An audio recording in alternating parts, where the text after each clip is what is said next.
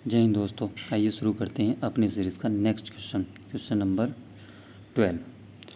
For what values of lambda will the following equation.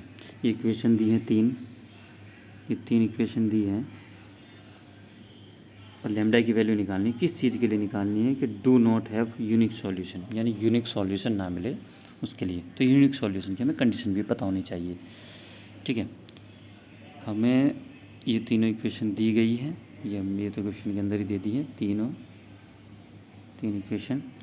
और we know that condition for unique solution. Unique solution होता है जब हमारी rank A equal to rank A such that B मिल जाता है। ये यूनिक सॉल्यूशन की कंडीशन है, ये दोनों इक्वल होने चाहिए। अब हम क्या करेंगे, यूनिक सॉल्यूशन हमें दिखाना नहीं है, इसका मतलब ये तो यूनिक सॉल्यूशन की है, हमें नॉन यूनिक सॉल्यूशन दिखाना है, तो इसको नॉट इक्वल टू हमें लेके चलना पड़ेगा। ए क्या है, ए है matrix of coefficient of x y z. जो मैट्रिक्स हमारा एक्स वाई जेड के कोफिशिएंट से बनेगा उसको हम ए बोलेंगे। और बी क्या है, जो सामने दी गई गिवन वैल्यू से मैट्रिक्स बनेगा। ठीक है, यहाँ पे हमने कोफिशिएंट लिया और मैट्रिक्स बना दिया ए, इसी तरीके से बी बना दिया। अब आर्गुमेंट मैट्रिक्स ले लेते हैं, ए सच दैट बी वाला, ये एक साथ लेके चलते हैं। इसके अंदर रैंक फाइंड करने का तरीका हम इक्लॉन मेथड से करते हैं। कैसे कि सबसे पहला एलिमेंट जो होगा उसको आइडेंटिटी बनाना है, बाकी इसके नीचे 0 0 बनाना है। आइए बनाते हैं। सबसे पहले यहाँ पे 1 चाहिए, तो 1 यहाँ पे इस रो में है, थर्ड रो में है।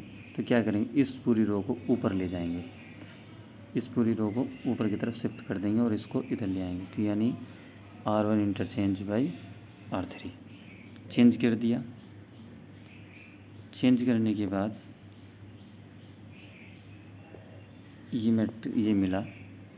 अब क्या करना है, इसके नीचे 0 बनाना है। 0 कब बनेगा, R1 में 2 से मल्टीप्लाई करके, इसमें 2 से मल्टीप्लाई करके माइनस कर देंगे R2 में से। माइनस किया तो ये आ गया। इस तरीके से नीचे 0 बनाना है, तो R3 में से माइनस कर देंगे R1 में मल्टीप्लाई करके 3 से। माइनस किया, ये बन गया।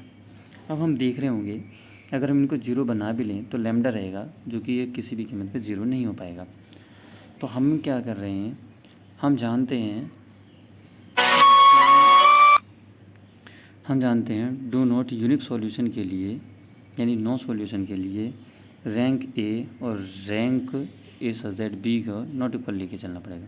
सबसे पहले हम मान लेते हैं जो rank A such that B आएगी, यानी इधर का एलिमेंट 0 नहीं हो पाएगा, मतलब यहाँ पे ये पूरे सभी के सभी 0 नहीं हो सकते। तो इसका मतलब तो हमने लिया है, तो इसकी रैंक ये नॉट इक्वल टू 0 हो जाएंगी तीनों रो, ये भी, यानी 1 2 3। और हम जानते हैं रैंक उसको ही बोलते हैं जितने नॉट इक्वल टू 0 रो होंगी, यानी तीनों नहीं है तो इसकी rank A such that B की रैंक कितनी हो जाएगी, 3। अब क्या करना है हमें, अगर ये भी 3 हो गया, रैंक ए की भी 3 हो गई, तो यूनिक सॉल्यूशन है। हमें तो नॉट यूनिक दिखाना है, तो इसको 0 से बड़े तो हो नहीं सकता, 0 से छोटा लेना पड़ेगा। तो 0 से छोटा दिखा देंगे।